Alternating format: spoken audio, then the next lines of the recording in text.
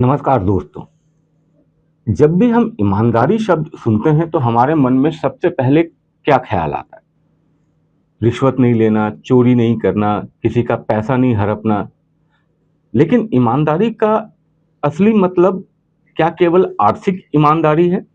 अगर कोई व्यक्ति कभी रिश्वत नहीं लेता, लेकिन रोज ऑफिस देर से पहुंचता है, अगर कोई छात्र परीक्षा में नकल नहीं करता, लेकिन पढ़ाई से बचने के बहाने ढूंढता रहता है, अगर कोई व्यक्ति दूसरे का पैसा नहीं खाता, लेकिन अपनी जिम्मेदारियों से भागता है, तो क्या उसको पूरी तरीके से ईमानदार कहा जा सकता है?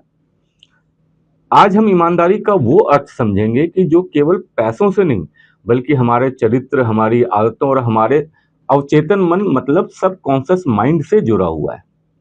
दोस्तों, ईमानदारी का जो सबसे सिंपल मीनिंग है कि जो सही है उसे सही तरीके से करना, चाहे कोई देख रहा हो या नहीं।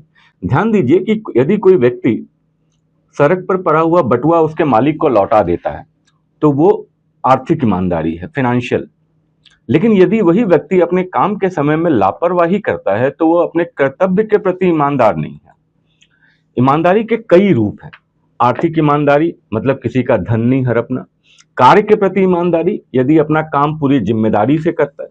समय के प्रति ईमानदारी, यदि समय का सम्मान करता है। लक्ष्य के प्रति ईमानदारी, अगर अपने सपनों के लिए वास्तविक प्रयास करता है। संबंधों के प्रति ईमानदारी, झूठे दिखावे के बजाय अगर सच्चे व्यवहार को अपनाता है। याद रखिए, ईमानदारी केवल जेब में नहीं होती, ईमानदारी व्यक्ति की आदतों में होती है। देखिए, सबसे बड़ा गवाह कौन है? बहुत सारे लोग सोचते हैं कि कोई देख नहीं रहा, चलो आज थोड़ा शॉर्टकट ले लेते हैं, आज ऑफिस देर से पहुंचे तो क्या फर्क पड़ता है। लेकिन दोस्तों, दुनिया का सबसे बड़ा गवाह जो है वो बाहर नहीं बैठा है, वो आपके अंदर बैठा है, आपका अवचेतन मन, आपका सबकॉन्शियस माइंड। जब भी आप कोई काम करते हैं तो आपका जो सबकॉन्शियस माइंड है वो उसको रिकॉर्ड करता है। उसको ये फर्क बिल्कुल नहीं पड़ता है कि ये आदत अच्छी है या बुरी। वो केवल पैटर्न को पहचानता है। यदि आप रोज समय पे ऑफिस पहुंचते हैं तो वो आपका डिसिप्लिन रिकॉर्ड करता है। यदि आप रोज बहाने बनाते हैं तो वो आपके बहानेबाजी को रिकॉर्ड करता है। और वो धीरे धीरे आपकी पहचान बन जाती है, और यही जो है आपका सबकॉन्शियस माइंड उसको आपका कैरेक्टर बना देता है। मान लीजिए किसी व्यक्ति ने एक दिन ऑफिस में देर से पहुंचा और उसने एक बहाने बना दिए, चलो कुछ नहीं हुआ। दूसरे दिन फिर उसने ऐसा किया, फिर तीसरे दिन, फिर उसका जो दिमाग है वो धीरे धीरे ये मानने लगता है कि ये तो बहुत नॉर्मल बिहेवियर है। अब वो उसका काम नहीं रह जाता, ये उसका स्वभाव बन जाता है। याद रखिए, हम जो भी काम करते हैं उससे हमारी आदतें बनती हैं, आदतों से स्वभाव, स्वभाव से चरित्र, और चरित्र से आपका भाग्य। इसलिए कहा जाता है कि चरित्र कभी भी एक दिन में नहीं बनता, वो छोटी छोटी डेली हैबिट्स से बनता है। और पेरेंट्स के लिए जो मैं एक बात कहना चाहूंगा कि बच्चे जो हैं वो हमारी आदतें सीखते हैं। हमारे आदेश से ज्यादा हमारी जो आदतें हैं, हमारा जो व्यवहार है, हमारा जो चरित्र है, वो बच्चों में अपने आप आने लगता है। क्योंकि वो, मैंने कहा ना कि वो हमारे आदेश नहीं, हमारी आदतों को ऑब्जर्व करते हैं। यदि बच्चा रोज देखता है कि पापा झूठ बोलते हैं, मम्मी छोटी छोटी बातों में झूठ बोलती है, पापा बहाने बनाते हैं, लोगों से किए गए वादे पूरे नहीं करते, तो बच्चा ये सीखता है कि ये तो सामान्य जीवन है।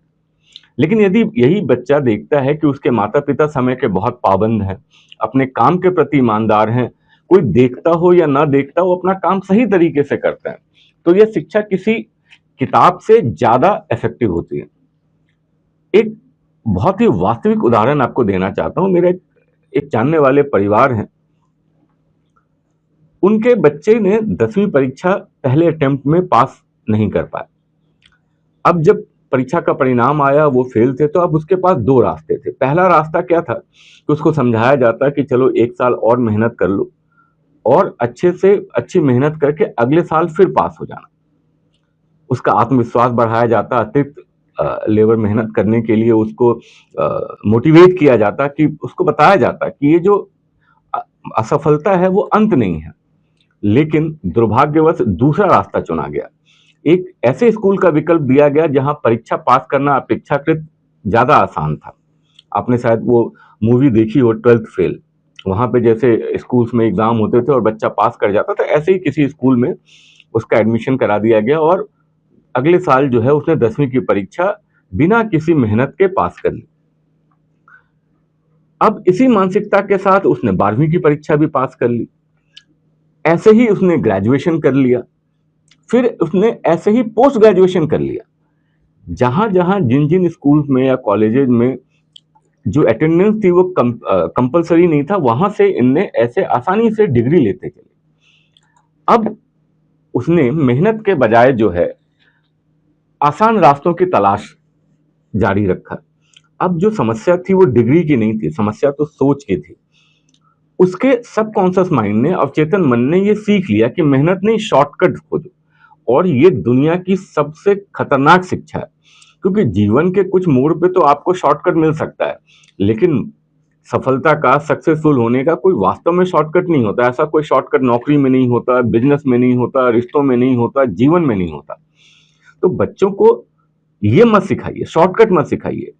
बच्चों को केवल सक्सेसफुल होना मत सिखाइए, उसको सक्सेसफुल होने का सही रास्ता बताइए।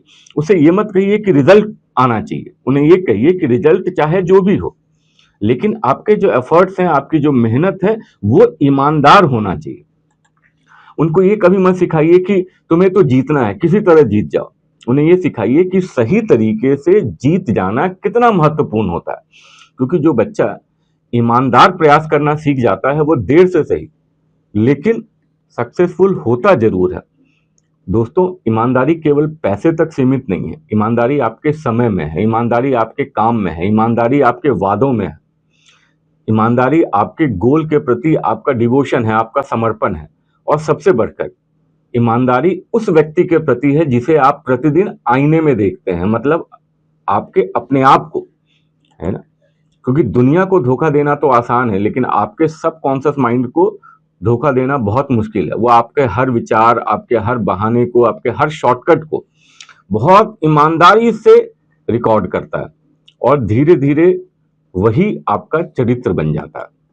इसलिए मैं आपसे कहूंगा कि आज एक संकल्प लीजिए कि मैं केवल आर्थिक रूप से नहीं, बल्कि अपने समय, अपने काम, अपनी जिम्मेदारियों और अपने समय के प्रति भी ईमानदार रहूंगा।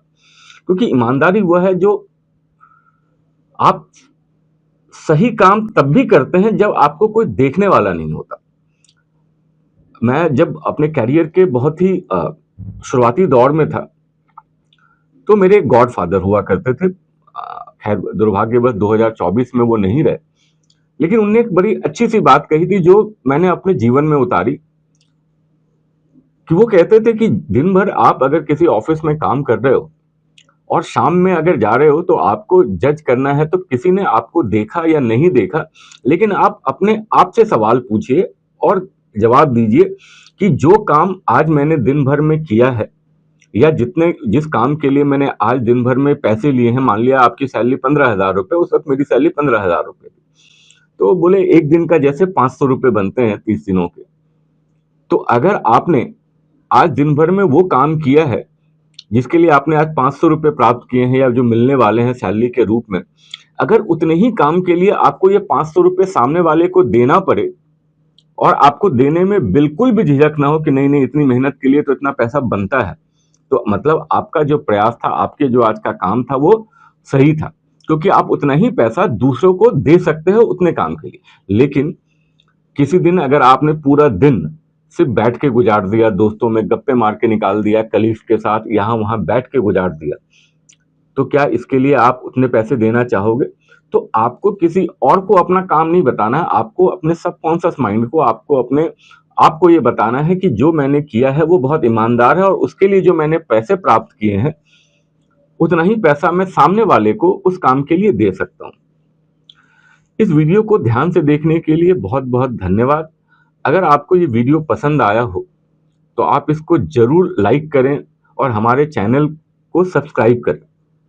यहाँ पे मैं ऐसे ही मोटिवेशन से रिलेटेड वीडियो और क्या अच्छी आदतें हैं जो हमको अपने बच्चों में सिखानी है, कौन से गुड पेरेंटिंग टिप्स हैं, इसके बारे में आपसे चर्चा करूंगा। और इससे रिलेटेड अगर आप कोई वीडियो चाहते हैं कि इस टॉपिक पे बनाया जाए, तो वो भी आप हमें कमेंट में लिख सकते हैं। मैं कोशिश करूंगा कि आपके बताए हुए टॉपिक पे एक वीडियो बनाऊं। इस वीडियो को ध्यान से देखने के लिए बहुत बहुत धन्यवाद।